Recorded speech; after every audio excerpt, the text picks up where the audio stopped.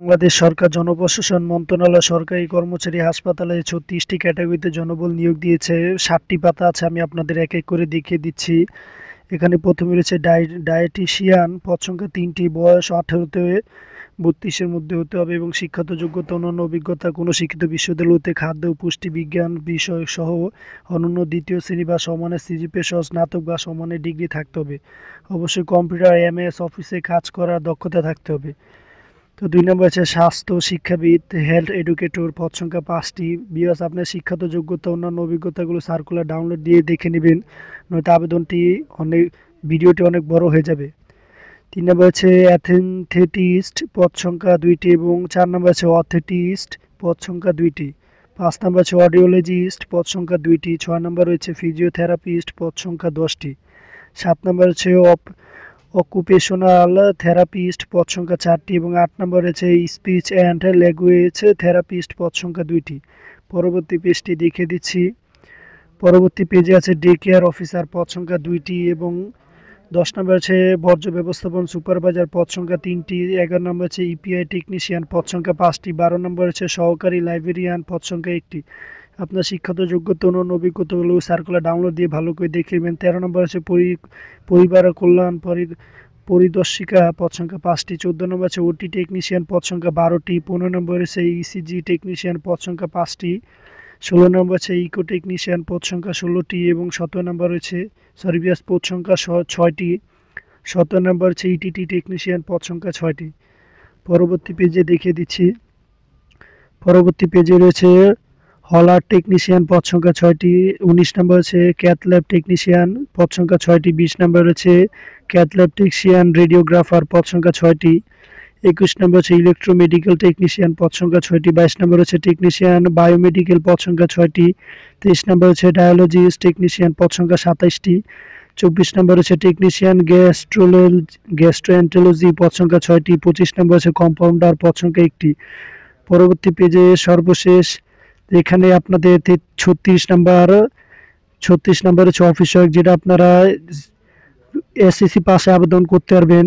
২৬ number রয়েছে record keeper, পদ সংখ্যা ২টি। ২৭ নম্বর রয়েছে সহকারী হিসাবরক্ষক, পদ সংখ্যা 4টি।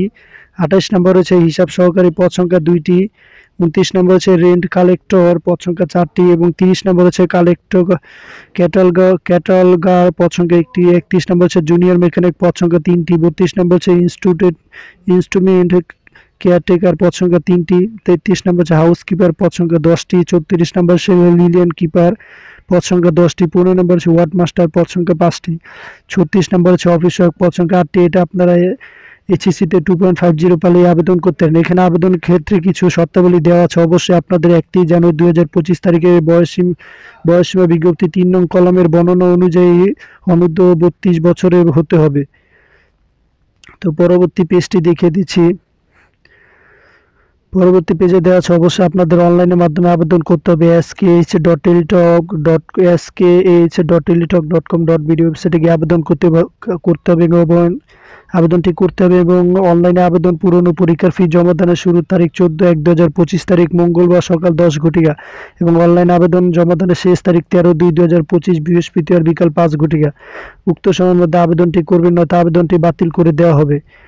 এবং এখানে আবেদনের ক্ষেত্রে অবশ্যই ৭২ ঘন্টার মধ্যে যারা ইউজার আইডি প্রাপ্য হবেন ৭২ ঘন্টার মধ্যে পেমেন্ট করবেন, নয়তো আবেদনটি বাতিল করে দেওয়া হবে। এখানে বলা আছে ১ থেকে ৯ নম্বর পদের জন্য ১৫০ টাকা, টিকিটকের সার্ভিস চার্জ হতো ১৮ টাকা, সর্বোচ্চ ১৬৮ টাকা এবং ১০ থেকে ৩৫ নম্বর কর্মীকে বর্ণিত পদের জন্য ১০০ টাকা, টেলিটকের সার্ভিস চার্জ ১২ টাকা, সর্বোচ্চ ১১২ টাকা এবং ৩৬ নম্বর কর্মীকে বর্ণিত পদের জন্য ৫০ টাকা, টেলিটকের সার্ভিস চার্জ ৬ টাকা, সর্বোচ্চ ৫৬ টাকা এবং অনগ্রসর নাগরিকদের জন্য সকল গ্রেডে ক্রমিক ১ থেকে ৩৬ পর্যন্ত ৫০ টাকা, টেলিটকের সার্ভিস চার্জ ৬ টাকা সহ সর্বোচ্চ ৫৬ টাকা। অনলাইনে আবেদন দাখিলের ৭২ ঘন্টার মধ্যে আবশ্যিকভাবে জমা দিতে হবে, অন্যথায় আবেদনটি সক্রিয়ভাবে বাতিল হয়ে যাবে।